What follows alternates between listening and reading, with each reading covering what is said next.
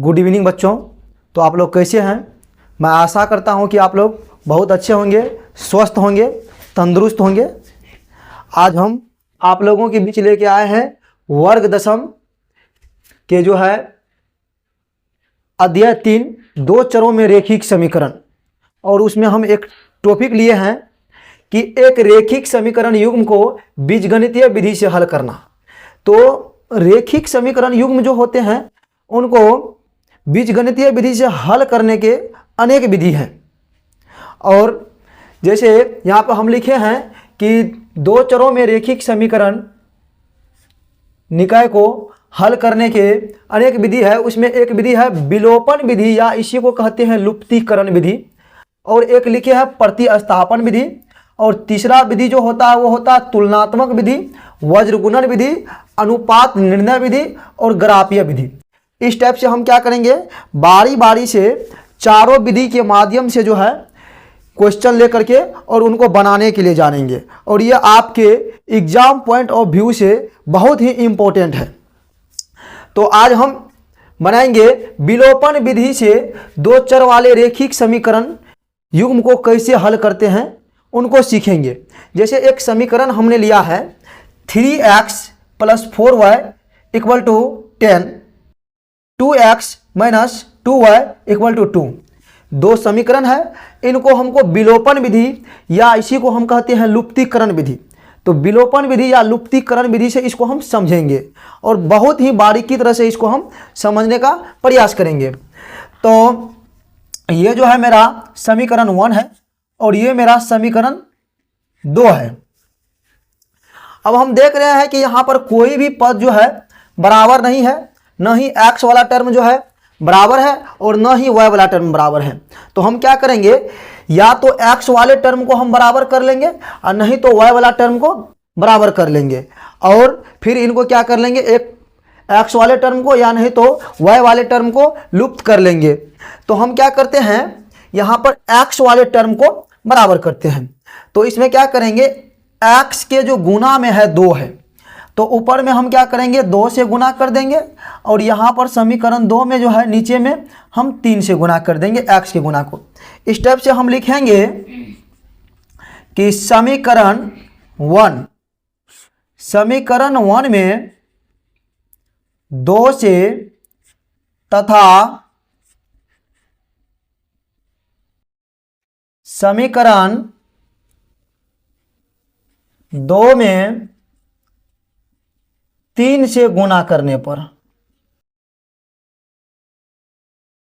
3 से गुना करने पर, अब यहाँ पे 3x है और इसको 2 से गुना करेंगे तो इस टाइप से प्राप्त होगा 6x + 8y = 20।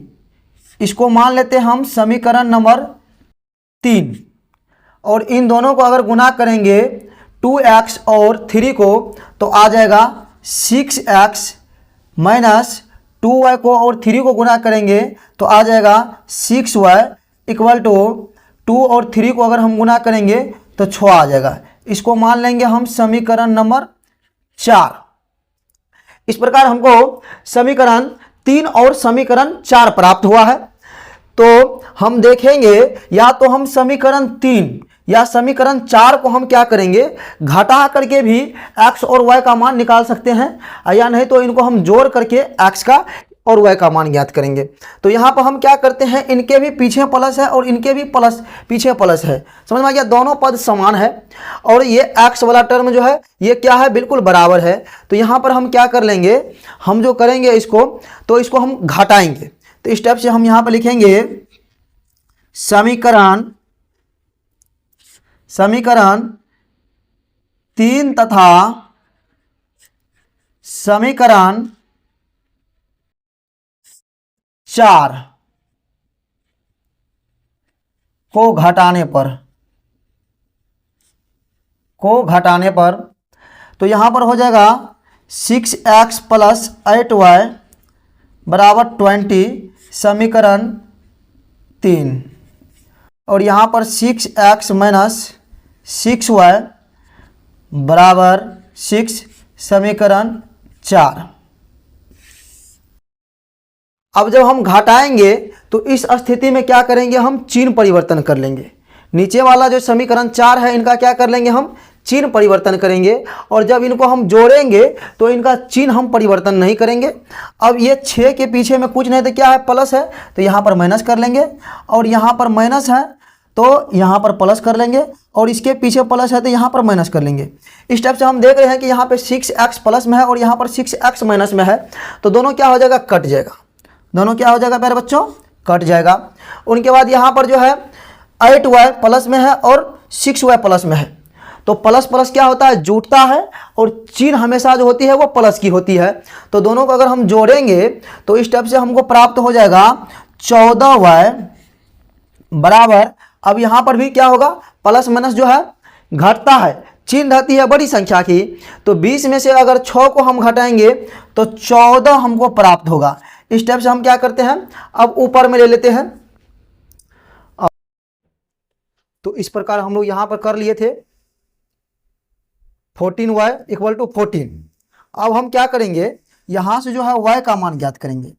तो y के गुना में इस साइड 14 है, तो इस साइड जो है y के भाग में आ जाएगा, बराबर के इस साइड आएगा तो भाग में आ जाएगा। तो 14 बट्टे अगर हम 14 करेंगे तो ये एक बार में कट जाएगा। तो इस प्रकार y बराबर हम ले लेंगे 1। y का मान कितना हो जाएगा प्यारे बच्चों, 1 हो जाएगा। फिर हम क्या करेंगे, इस y का मान जो 1 निकला है यहाँ पे, तो y के मान को हम क्या करेंगे, इक्वेशन 1 या इक्वेशन 2 में रख देंगे। इस प्रकार हमें x का मान प्राप्त हो जाएगा। तो चलिए अब हम ऊपर में ले लेते हैं यहाँ पर। अब लिखेंगे y का मान, y का मान समीकरण 1 में रख देते हैं हम।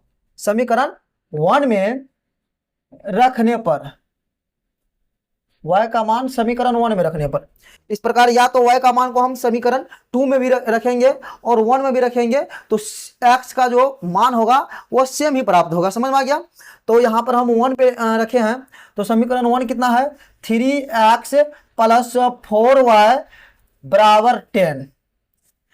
तो इस प्रकार यहाँ पे लिखेंगे हम 3x प्लस 4 गुना 1 बराबर 10, 3x बराबर 10। इस साइड हम 4 गुना 1 करेंगे तो 4 होगा, प्लस 4 है तो बराबर के इस साइड में जाएगा तो -4 हो जाएगा। कितना हो जाएगा प्यारे बच्चों, -4 हो जाएगा। इस प्रकार यहाँ पर 3x बराबर 10 में से 4 गया तो कितना हो जाएगा, 6 हो जाएगा। तो x बराबर 6/3, तो 3 से इसको काटेंगे तो 2 बार में कट जाएगा, तो x बराबर कितना आ जाएगा, 2 आ जाएगा। अतः दिए गए समीकरण युग्म के जो है हल जो होंगे वो x बराबर, अतः x बराबर 2 और y बराबर 1, यही क्या हो जाएगा अपना गुड वाला आंसर। तो आज हम लोग जो है क्या जाने, आज हम लोग जाने अध्याय 3 के रेखिक समीकरण युग्मों को बीजगणितीय विधि से हल करने की अनेक विधियां हैं, जिसमें से हम विलोपन विधि, लुप्तीकरण विधि, विलोपन विधि या लुप्तीकरण विधि उसी को कहते हैं, प्रतिस्थापन विधि, तुलनात्मक विधि, वज्रगुणन विधि, अनुपात निर्णय विधि और ग्राफीय विधि। फिर हम लोगों ने जाना कि विलोपन विधि या लुप्तीकरण विधि से समीकरण को कैसे हल किया जाता है। इसके लिए हम लोगों ने क्या किया, एक समीकरण लिए और उस समीकरण को हमने बहुत ही अच्छी तरह से यहाँ पर बना करके आंसर निकाले हैं। और इस टाइप हम क्या करेंगे, अब नेक्स्ट वीडियो में हम प्रतिस्थापन विधि से इसको समझने की कोशिश करेंगे। तो कैसा ये जो है कैसा लगा इसके लिए आप लोग बताइएगा। तब तक के लिए जय हिंद, जय भारत।